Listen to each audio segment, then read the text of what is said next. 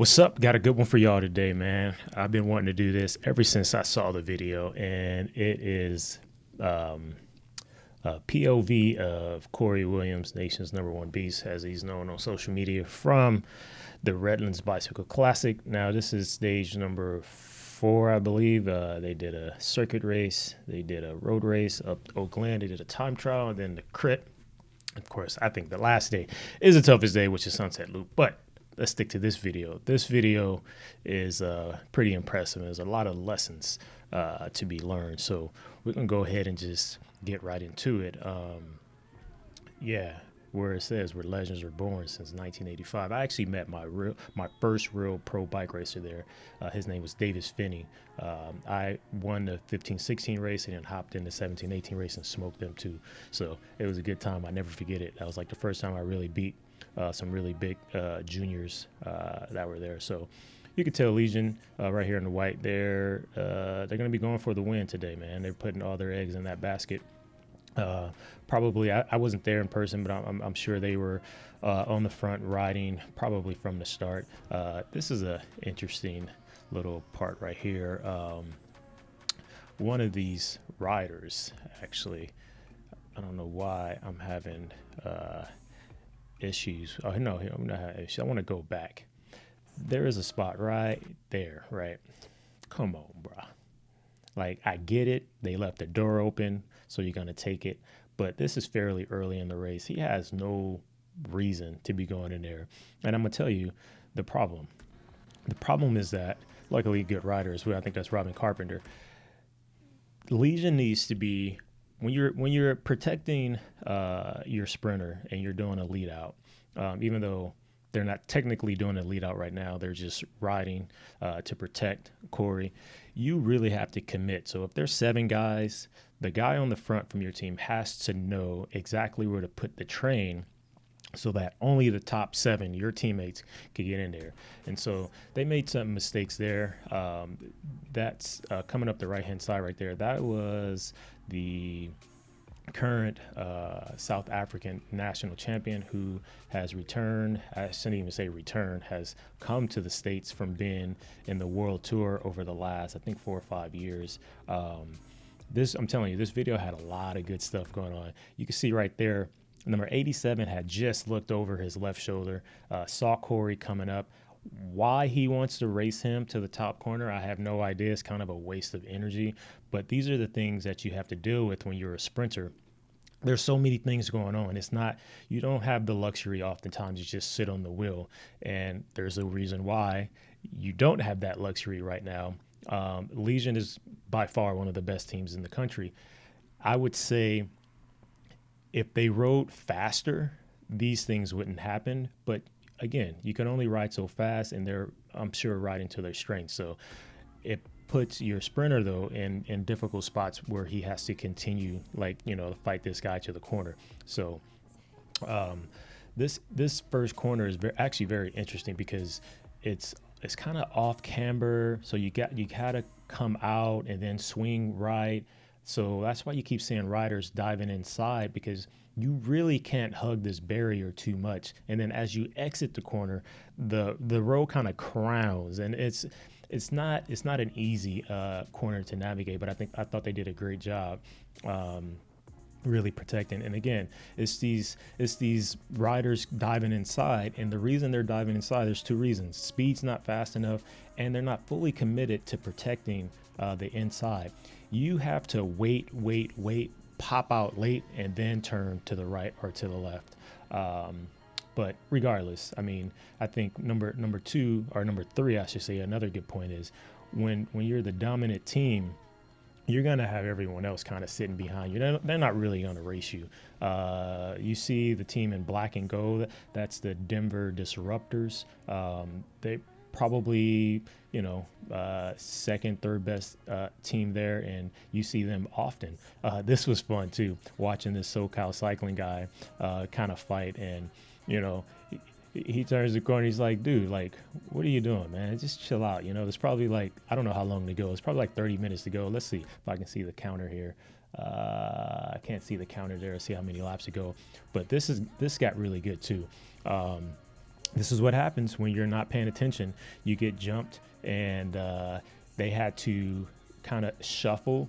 And if I'm the director at this moment, I'm saying, you know what? Let them ride.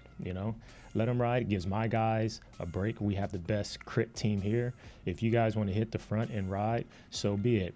I love these subtle moves where Legion guys are not panicking, right? So they get jumped, no big deal. Guys are diving in and out, no big deal.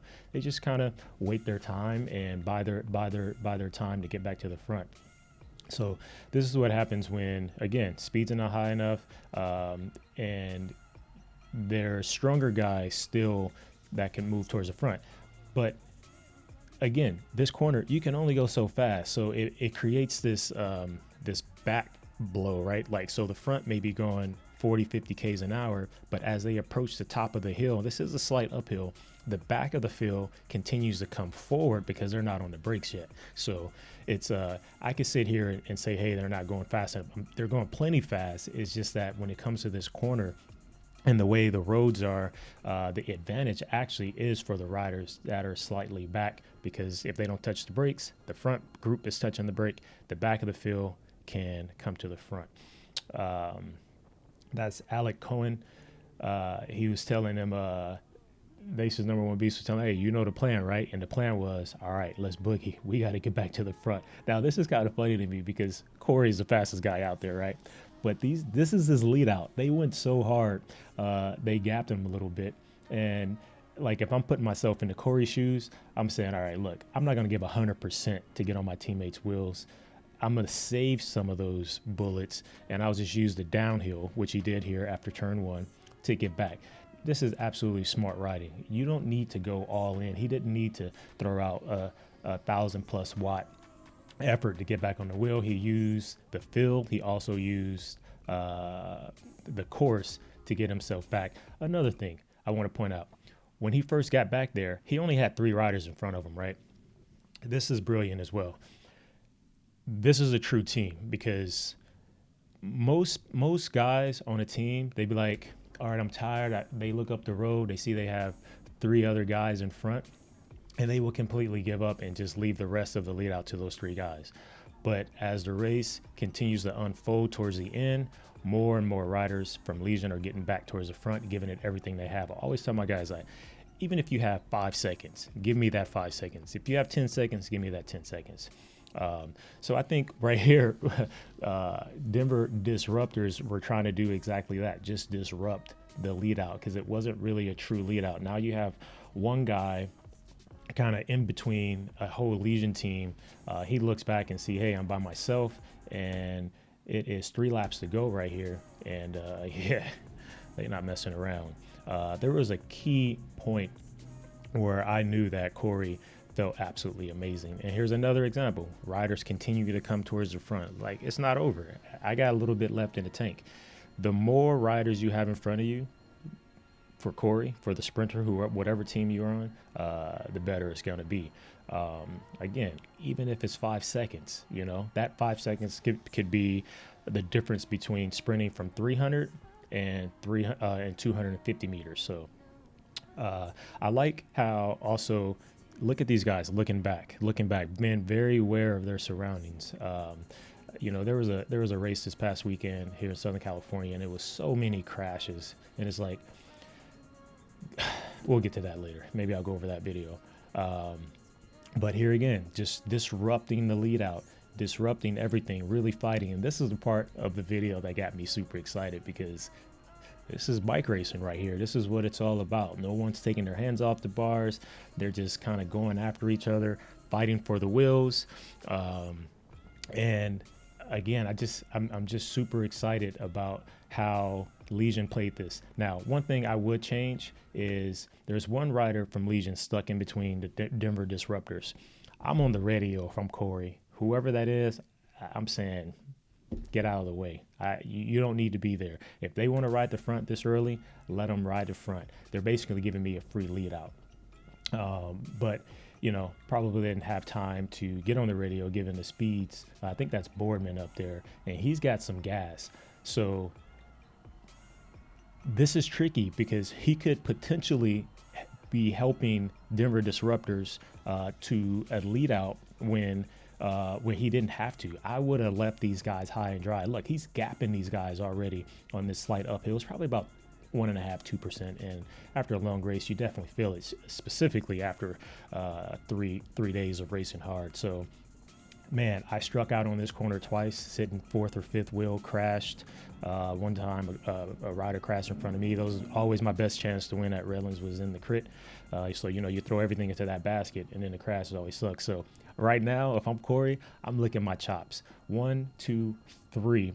And the third person is the sprinter. He's absolutely doomed right here. And again, no need for Legion to go over the top unless Cory was getting on his wheel.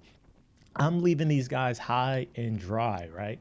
I am like forcing rider number 1 now to go hard. This is the point I knew Cory was good. He said, you know what? I'm 600 out. I'm going anyway. It wasn't that easy. He backed off. And I love this too. Most people would follow this rider wheel for wheel, right behind. Not a good idea. What Cory did is set up a little bit, probably didn't even have to touch the brakes, and he's taking a better angle in this corner to set himself up for 2 turns to go. It's not really about this turn. He's setting himself up for 2 more turns to go. Watch me. Right? Let me go back a little bit. Watch how hard Denver Disruptors had to turn over.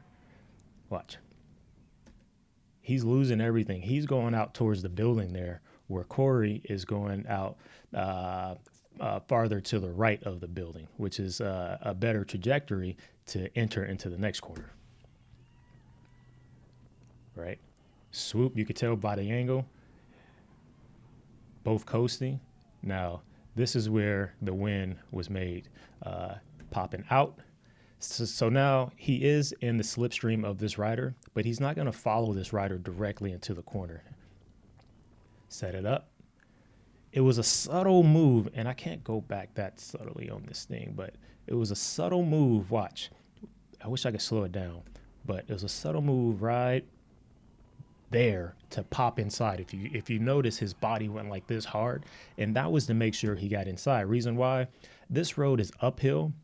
It also slants towards the right, and there's a barrier up there. So the idea is to beat the person in front of you to that crosswalk, basically. And if you can do that, you're going to win.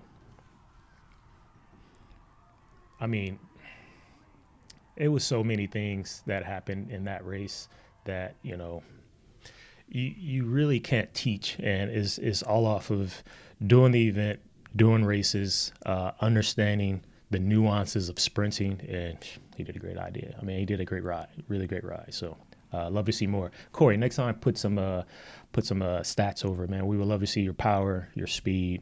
I think it really will encompass everything that it takes to win a big bike race.